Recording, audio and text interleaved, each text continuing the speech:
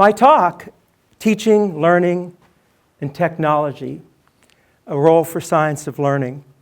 What I want to try to do today is to give you some background on how the science of learning can inform teaching and students' learning, but particularly from the point of view of the use of technology, which of course has proliferated here not only at UNH, but internationally in higher education and throughout education, K through forever. And I always start off by making some acknowledgments. At the Center for Teaching and Learning, we couldn't do any of the work that we're doing on this project without the support of the Davis Educational Foundation. We're in the third year of a current grant. We had a previous grant for 3 years before, and so Shaw's Supermarkets are our benefactor in this regard. Also, the Provost Office has provided all kinds of support, monetary as well as personal and professional support. And down here, this is clearly not all the people that we've worked with, but these are the people who I'm going to mention today in my talk, starting with Catherine Overson, who's overseeing the Teaching and Learning project. And there's Elizabeth Tappan. Where's Elizabeth? There's right there, who's in the center. She's working on all the assessment components of our work. And then down here are people whose projects I'm going to mention in one way or another. So there's Luann right there. Is Rosemary here? She was going to be here. Rosemary Carone. Adam St. Jean is teaching right now. Sam Pizzini, who wasn't going to be in there, is right here from chemistry. Carrie Dudley, who we've been working with in introductory psychology now for a couple years. Mike Melville, who's a doctoral student in psychology. Barbara White, who's over there as well from occupational therapy and the Discovery Program. And Charlie Putman from the Justice Studies Program. And Trish Cox from social work. So I'm going to talk about 4 projects. One is using personal response systems. Here at UNH, we're now using iClicker, clickers in the classroom. Second one is work on embedding questions, actually, in online videos. Third is test-enhanced learning. And I'm going to focus on one project with online quizzing in a chemistry course, just one of the number of studies that we've done. And then finally, the work that we're focusing on now on applying multimedia principles in the classroom.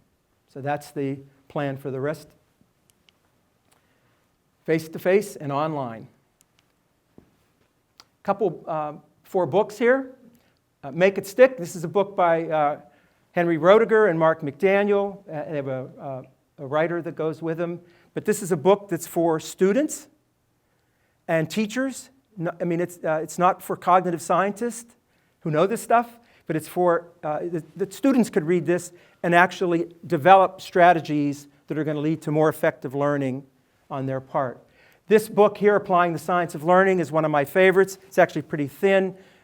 Mayer developed it for academic courses. It's a very nice overview of learning science. Richard Mayer, Multimedia Learning. His book, his research has informed our grant project. He has 13 principles informed by science of learning, and he's done, and other colleagues have done, literally hundreds of laboratory experiments validating the multimedia theory. We've now done dozens of applied in the classroom experiments trying to validate those principles with everyday classroom situations. And then last, our book that Catherine Overson, Chris Hacklow is a former graduate student of Ed O'Brien's here at UNH, and myself edited through APA last year. We went out and asked about 30 of the world's leading science of learning scholars to write chapters, not for the other 20 people that read their work, but for teachers from any field or discipline. And they said yes. So we have a book that has amazing work by amazing scholars in this area. And by the way, it's free. You can all download it from the STP APA website. Using personal response systems. This is the project that Kathy Overson and Adam St. Jean are focusing on with iClickers. So Adam uses clickers in the classroom. And he has the typical kind of question when teachers approach us. When we put out our call for projects, say, are you interested? What he was interested in is, I use these clickers. I want to know whether they work. Right? Now, so for those of you who are psychologists, you know exactly the way you respond to such questions. Like, what do you mean? What work? How? For what purpose? We always say things like, it depends, that kind of thing. So you want to know if they work. So what we then did was we began to crystallize a set of questions that we could develop a project and then develop an intervention and then do an assessment of that intervention. So Adam teaches a course in energy and the environment. There are over 200 students. It's one of these large lecture classes. And the question that we decided we were going to ask is, does clicking the technology, right? That's what you click. Does clicking make a difference? Does it have anything to do with clicking as opposed to something else that clicking accomplishes? So, if so, what's the crucial variable? Is it clicking? All right. Is it peer-to-peer discussion? So the approach that we took for this project was Eric Mazur, who's a physicist at Harvard, has developed over the last 20, 25 years an approach called peer instruction. And what he does is he uses clickers and discussion, poses questions, and gives feedback about physics concepts. He focuses on Newtonian physics in this large lecture class that he teaches. And so here's the general approach. Teacher presents some material, followed by a question using a particular presentation strategy. And what we're going to do is we're going to repeat this, whatever these strategies are, 3 times per class period. The in-class questions, three ways that we do it. 1, different days. Some days, teacher asks a question. The students think for a second. They click. I think it's C, Newton's second law, whatever. They click. They pivot. Carrie pivots to Mark. They both have clicked, and they share with their answers with each other. Carrie says, "You got to be kidding me! You picked, And then they go back and forth. And then when they're done, they click again. And then what the protocol is, you then give them feedback about the correct answer. Anybody been to a presentation of Eric Mazur's? No. Okay. Second condition is click, think, click. See, Carrie's got, some of you know Carrie, so she can be persuasive. So Mark says, Newton's second law, and Carrie says, you got to be kidding, so Mark changes his mind and says, Newton's first law. So there's a dynamic that goes on with discussion, and so, social psychologists among us, would be interested in such a topic.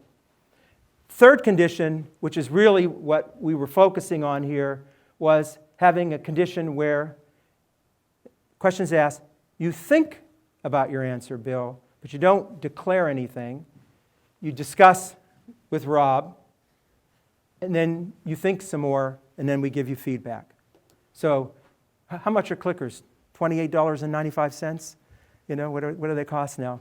So, $50. Okay. Ooh, okay. So after the conditions, we give them feedback.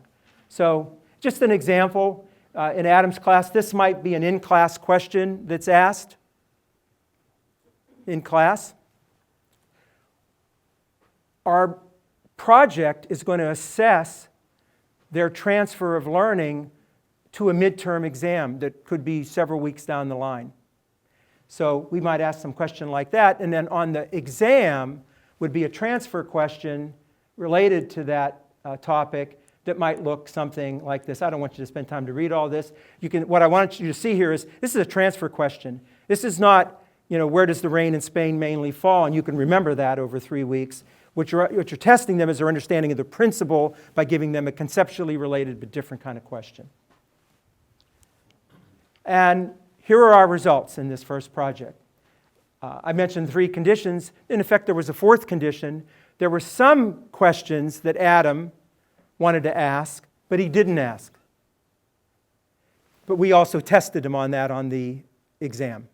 So for material that was covered in class, but no questions asked, that's how they did, about 70%. Those are 95% confidence intervals, if you care about that stuff. Now, here's Eric Mazur's condition. Click, discuss, click. Do they do better? Well, indeed they do.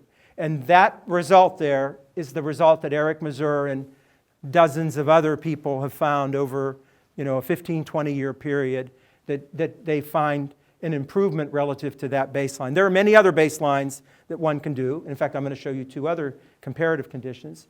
Now, think in the middle. So clicking, thinking.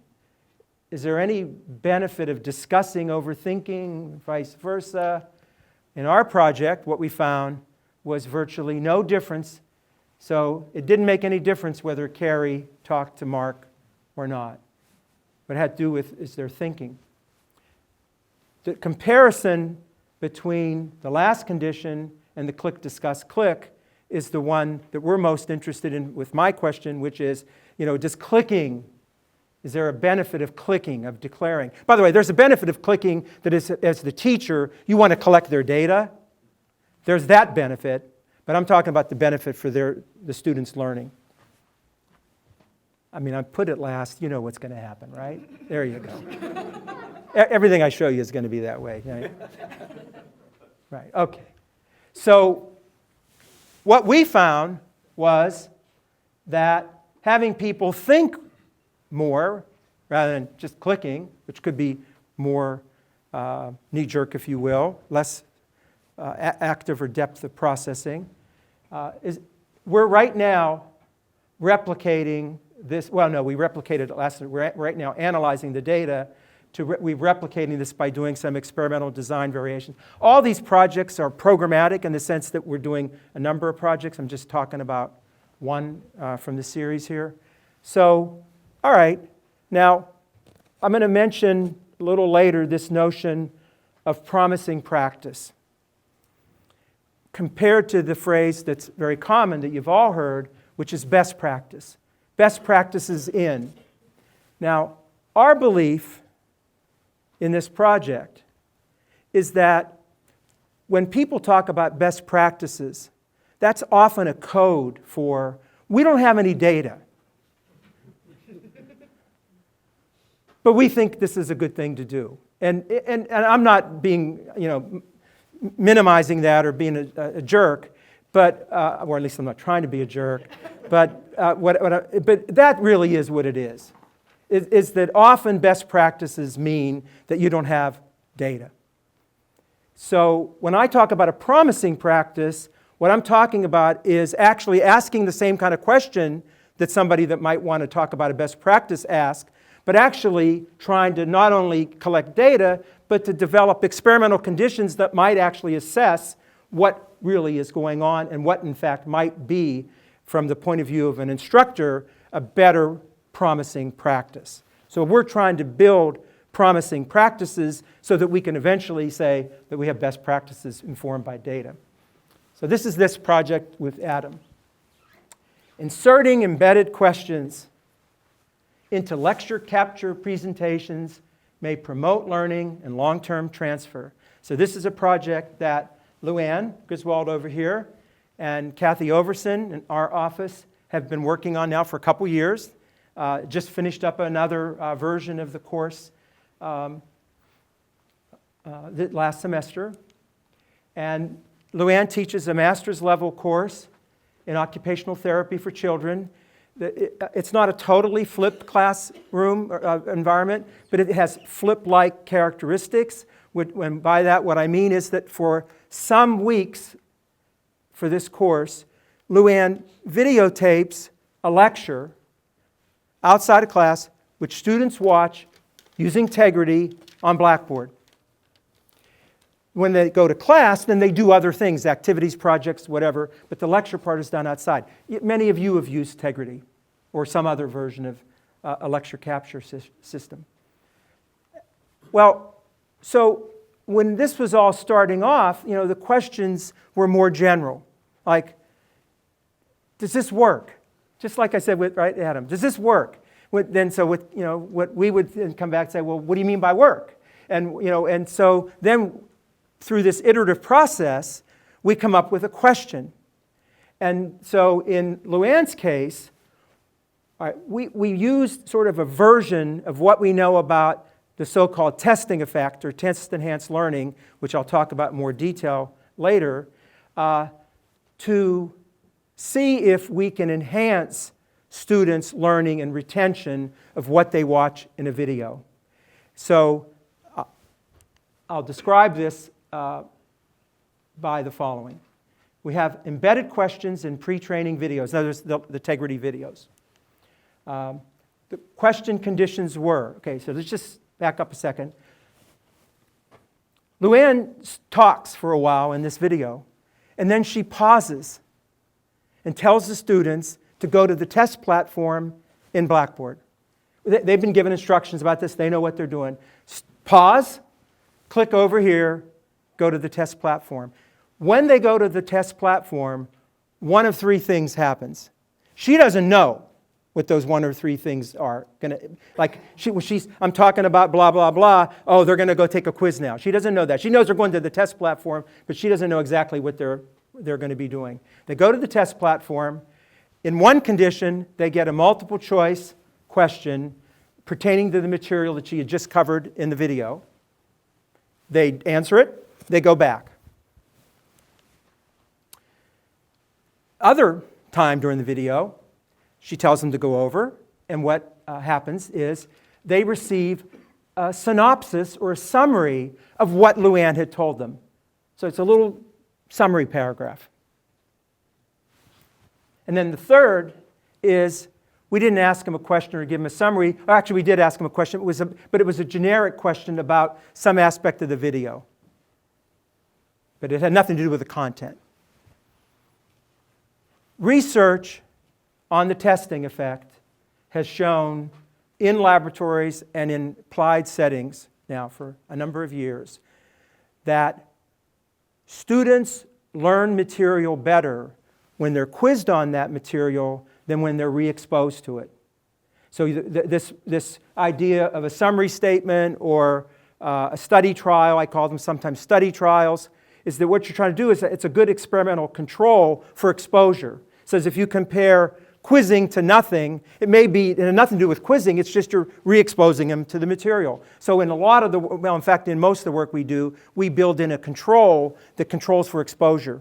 And that's what that summary statement is. But we also have a control not asked.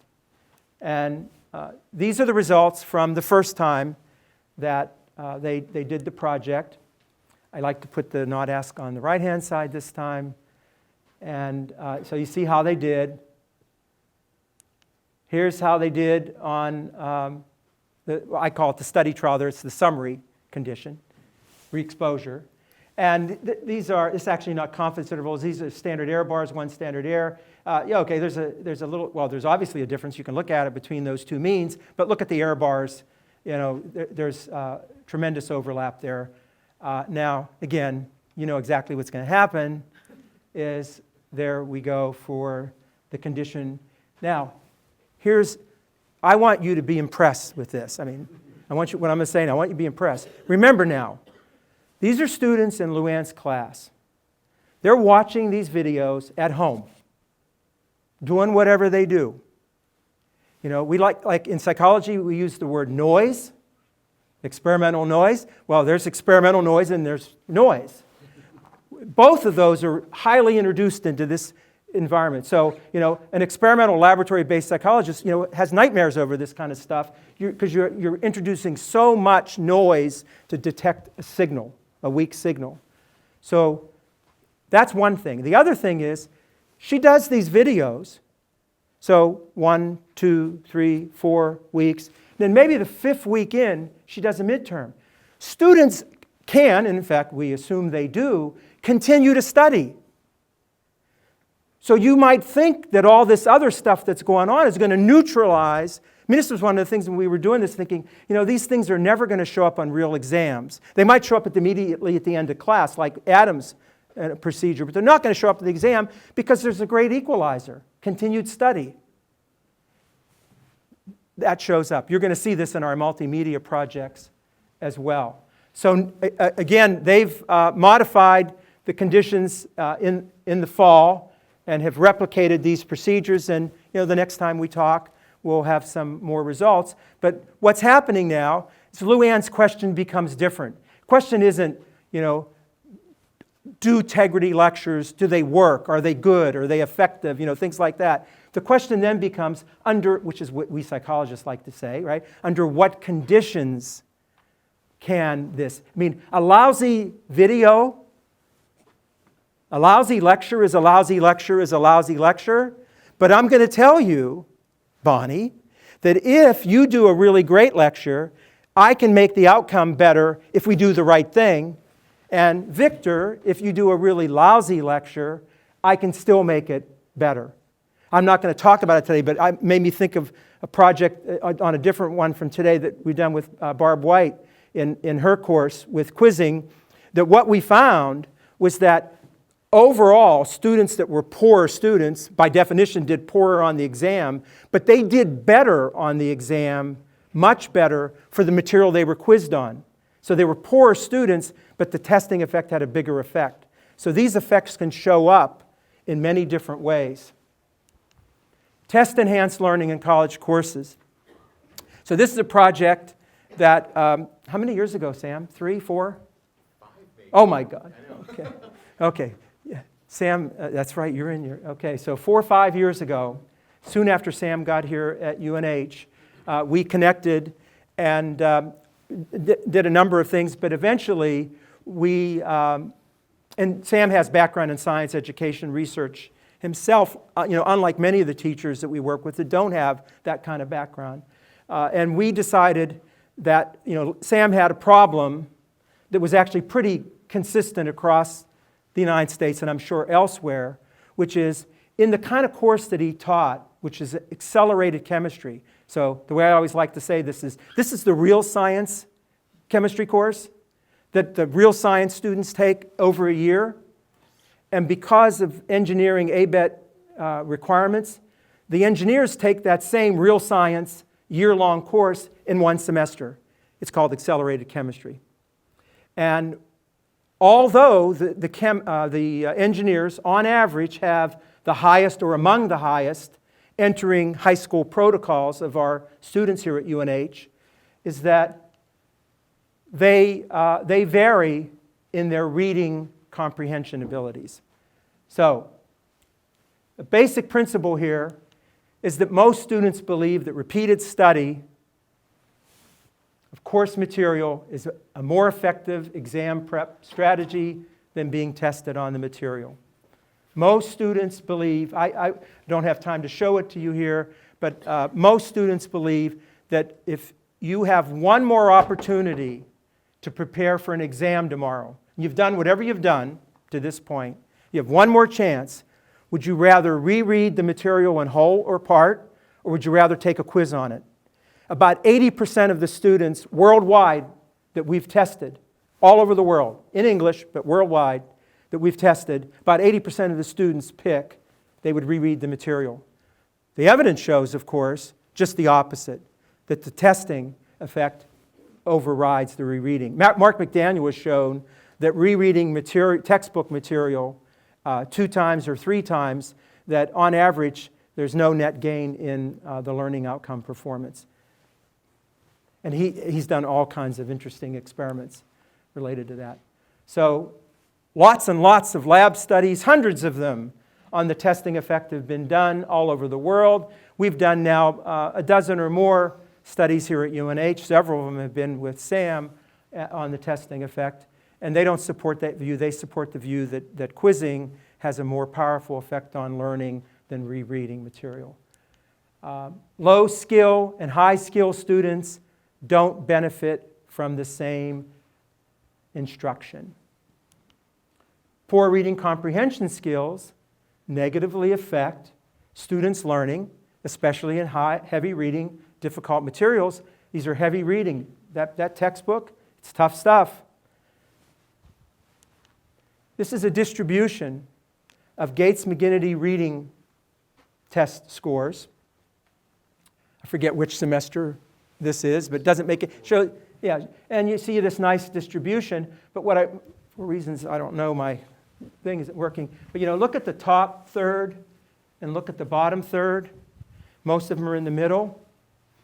So we have a lot of our students that have very high reading comprehension skills based on this test. But we also have students that are high graduating high school students that in terms of reading comprehension are not doing as well. They get into this really heavy reading course and they get whammied. When we can statistically control for their high school rank, for their SAT verbal and SAT math, we still find that the low reading skill students perform more poorly than the high reading skill students. About 20 to 25% we typically find. So let me show you how we address this. What we did is that we did multiple quizzing online in Blackboard using the testing platform. And I'm not going to get into details about one kind of question or another. I'm just going to, for the purposes here, quizzing of conceptual questions. These aren't, 2 plus 2, 4 or something like that. These are conceptual questions. Students get the questions, they do some work, they choose an answer, they write an answer, and we do it twice during the week. And Sam, what he did was he defined all the learning concepts for his units leading up to this first midterm. And then what we did was some of those concepts we quizzed and some we didn't. All right, so we have quizzed and unquizzed. Now what we're interested in is how do they do on that first major exam. And this is how they did on material that they were not quizzed on. We've just published a paper where we don't present results like this at all. It's through all this fancy statistical stuff. I just looked at the bottom third and the top third, and you get the classic effect. That is, the high reading skill students do about 20% better on the first major chemistry test than the low reading. And in fact, when I control for SAT, math, and verbal, and for their high school rank, the effect remains. It's not just an ability issue. Voila. When we quizzed them, this is one of the early ones that we did. When we quizzed them in this early one, we didn't find that quizzing ameliorated the effects of poor reading. They eliminated it. In one of our more recent ones, it reduced it. But it's always been a reduction. This was like the most extreme, so of course I'm going to show you this. Right?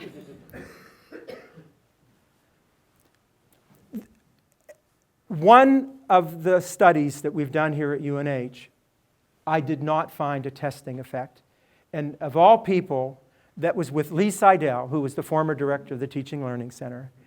And for years, I couldn't figure out why we didn't get this effect, because we always get it. It's like the one effect we always get.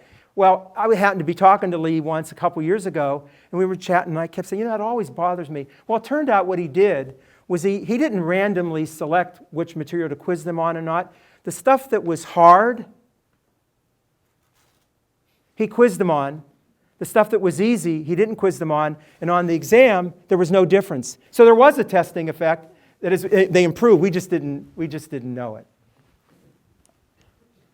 Now, last here, our multimedia work. This is the work we're among the main work that we're focused on right now. This is our book, which I showed you before. Richard Mayer has a wonderful chapter in that book where he reviews his 13 principles of multimedia learning. And for anybody who's interested in this work, that's a really great place to go. And you can read it. You don't need to go and read all the technical papers and books that he's written on the topic. And then also in that book is a chapter by Overson, where it describes one of the projects that I'm going to talk to you about now. So if you're interested in that more, you can go and look at it in our book. So our approach. The approach in this work is to think about the issues in terms of a science of learning, a science of instruction, which is informed by our science of learning, and then what I'll call a science of assessment, which is based on using authentic measures from cognition, research in cognition. So our science of learning approach in this work is cognitive load theory, developed by John Sweller, Richard Mayer, Cayuga, others. All over the world, people have been working on this cognitive load theory. I'll say something about that in a second. The science of instruction have been particularly developed by Richard Mayer, where he's developed instructional protocols and done dozens and dozens of laboratory experiments showing that if you use the right multimedia principles that are informed by cognitive load theory, you can get positive educational outcomes. And then our science of assessment is having authentic measures of learning, as did you get it, retention, do you still have it, and transfer, can you relate it to other related but different content. So the goals of multimedia instruction that we're talking about are to minimize extraneous cognitive load. Extraneous cognitive load. So think about this concept in psychology and cognition called working memory. I mean, Ed, you be quiet, because if you know a lot about this, I'm going to do a very general kind of thing. It's basically what you're able to hold in memory at the here and now and to actively process. Badly, as a psychologist that's done hundreds of experiments on this concept, other people here use that concept in their work. But it's not short-term memory, but it's basically what you're able to actively process at one time. You might understand, of course, that that's a very limited amount of information or load. So one of the goals of multimedia instruction is to minimize the amount of extraneous cognitive load. Given you only have so much, think about your glass, how full it can be. And if it's all filled up with extraneous stuff, there's very little left for essential processing or essential load. So essential load is processing related to whatever the topic is, whatever the content is, whatever the question is, what it is you're trying to learn. And then finally, what you want to do with multimedia instruction is to foster generative processing. Just a fancy way of saying that what you want to do is you want to produce generalization. You want to be able to go from learning facts to making inferences, right? From going from induction to or facts to induction to deduction and so on, going beyond the specific data. And now I don't have time to go over these in detail. You can read the chapter in the book, but Mayer has principles that are designed to accomplish minimize extraneous load. So I'll mention one, coherence principle. Coherence principle, what you want to do from a multimedia presentation is to delete extraneous material, and I'm going to show you some slides that have that. You could highlight or signal. You don't want to add on-screen captions to something that's coming out auditorily, because what you're doing is you're doubling up the cognitive load.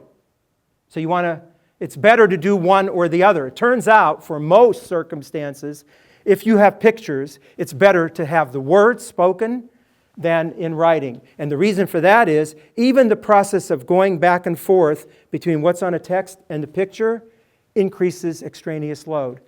There are two channels, the visual and the auditory. They're not independent of one another, but you don't maybe quite have two full glasses, but you can get more than a glass. Right? You want to manage essential load.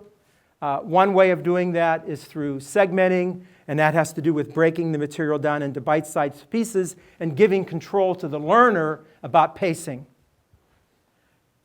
Another is pre-training, presents characteristics of the key concepts before the lesson. Okay, people in education have known about this for 50 years. It's called an advanced organizer, right? You've all, or mostly, have heard of that. And I mentioned the modality, spoken words rather than printed. And then finally, fostering generative processing. The first one up there, personalization. Mike Melville over here, PhD candidate in psychology, is working on his dissertation with us in the center. And what he's focusing on in his work is the personalization principle, which has to do with that putting the material in a conversational style rather than a formal style leads to a better learning outcome, sort of where social psychology and cognition meet. And already Mike has documented that effect on more than one occasion. What his dissertation is dealing with is trying to understand what moderates and mediates that effect from a social psychological point of view. And you can see the other principles there as well. So let me just go through these projects. I'll mention in-class PowerPoint projects. These were designed not to isolate any one of the principles, but to apply the principles across the board to improve teachers' PowerPoint slides and then make a comparison between the two. And then the out-of-class PowerPoint projects, which Mike and Kathy are working on, there are others besides this, but I'm going to talk about Word versus multimedia. So our in-class experimental designs. Barb's was involved in this one. She's going, really?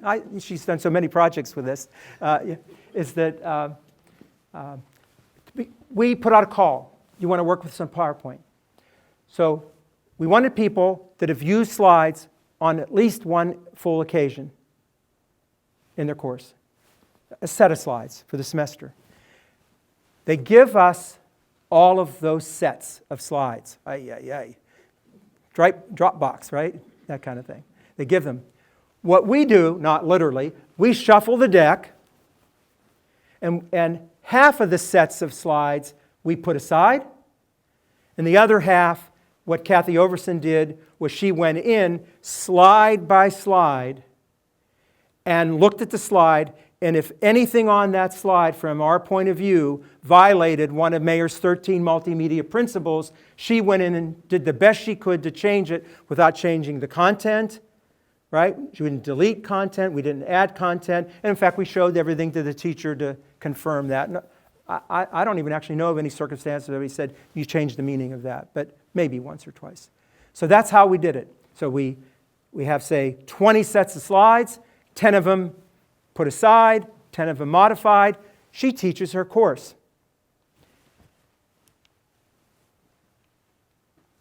People learn better from words and pictures than words alone. So this is a slide from an epidemiology class. And this slide has several issues related to Mayer's principles. One of them is the symbol there in the background, although perhaps interesting. A lot of people were looking at it and going, I think I know what that's called. Who knows what that's called? And there's that dark color and there's not much contrast. So here's what we did. First of all, remember I mentioned about segmenting, bite-sized pieces, which the learner controls or the teacher controls. And there it is. So we took a text and we put it in a table. A table is a picture. That's all we did there. And every single slide, this is Rosemary Carone, that's what we did, or we left it alone. Coherence. People learn better when extraneous material is excluded. Okay, here we go. There's a picture up there. It's Donald Black. Some hypotheses. Okay, now, everybody know what that is? You know what okay, what you're making my point, which is you're paying attention to that, which means you're not paying attention to what we want you to pay attention to, which is that content. We're not against using pictures. In fact, we use pictures in our work, but the picture needs to inform and be related to, and you need to know what it is, and there's money from heaven. Okay, watch this now. What the heck?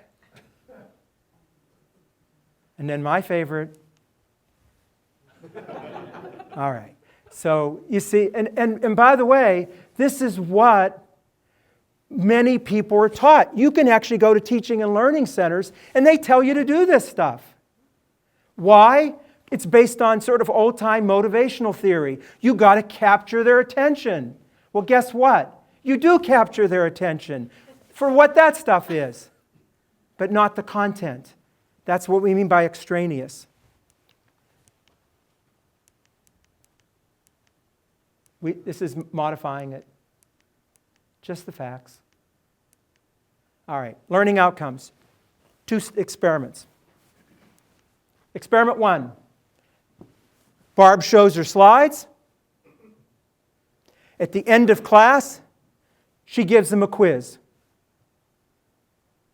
Every time she shows slides. Some of those slides, not the slides, but the sets, some of those sets were unmodified and some were modified. Here is Justice Studies course for the slides that the teacher developed and we didn't touch them. This is how students performed on the quizzes at the end of that class periods. These are 95% confidence intervals. And that's how they did on our modified slides. This was actually the biggest effect we got. That diff column there is the difference score between those means with it's actually a one-tailed confidence interval. Who cares?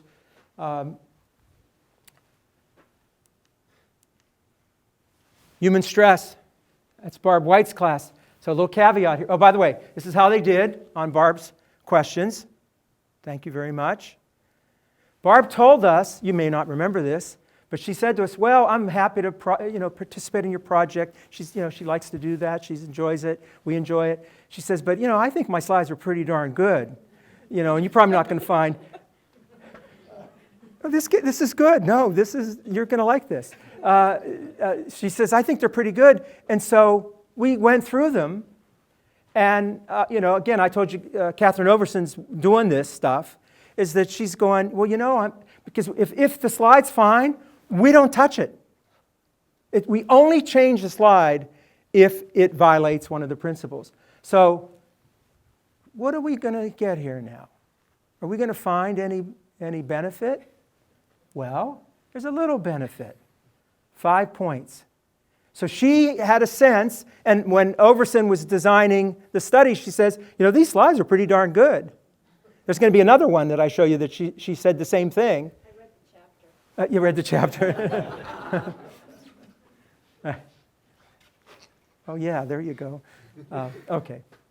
All right, so that's experiment 1. Experiment 2 is the same experimental design, but now the dependent variable is their performance on a midterm exam.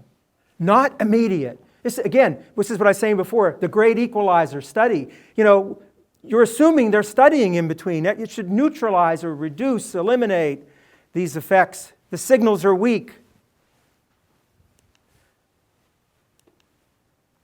Here's the child life course. About a 6-point difference. And then finally, this is Rosemary Caron's class that I showed you. The epi, about a 5-point difference. So we found, and in general, we find that when you delay these effects or the measurement, you do tend to get somewhat weaker effects, but that's to be expected because there's all this other stuff that's going on. Whereas you quiz them at the end of class, there's nothing else that could be going on. And then just finally here, I'll show you, this is work that Mike and Kathy have been working on, with the out-of-class PowerPoint projects is that our hypothesis is people learn better, learn more when you have words and pictures than words alone. So we have 6 out-of-class PowerPoint presentations in Carrie's class on 6 topics that have not yet been covered in class. And there's a video with one of 2 experimental conditions. One is the students get the content all in words, or they get the content with words and pictures that illustrate the words. Right? I don't want you to read this. There's the words. Here's now same words with process pictures.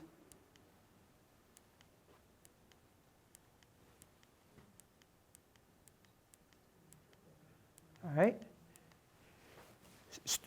We split the class randomly into one of 2 groups.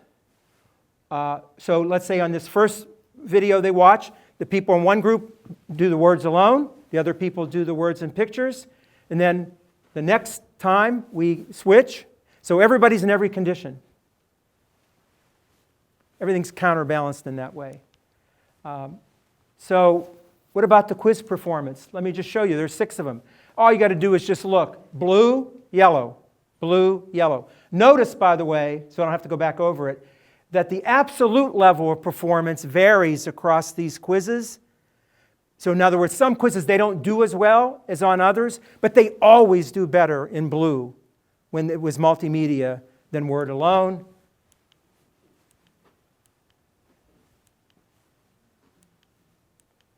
This is some of the first evidence outside of the experimental laboratory. In fact, I think it's the only evidence outside of the experimental laboratory that has shown that we can get multimedia effects in real academic settings with all the noise that's associated with that.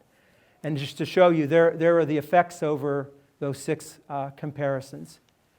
All right, so just a quick wrap up here.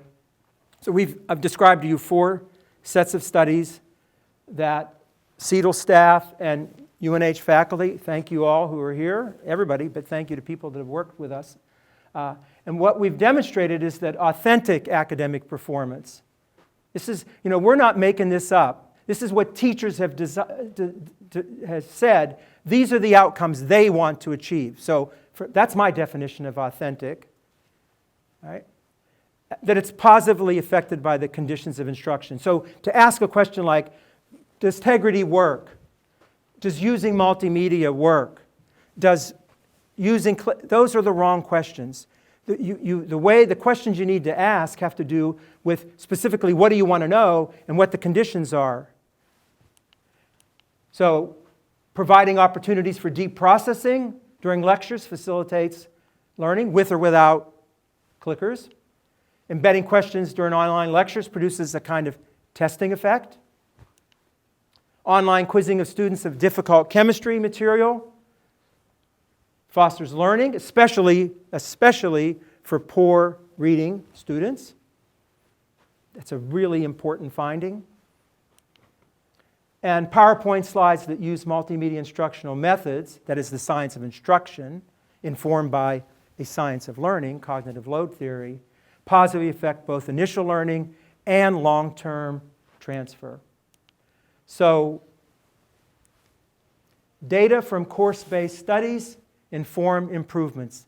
Every time we do one of these projects, we learn something so that the next time we go in, we fix it. So, there were things that we changed. There were things that you changed. We did 3 or 4 or 5, whatever it is, quizzing effect projects with Barb. We tried all kinds of things that it leads to promising practices. So thanks very much.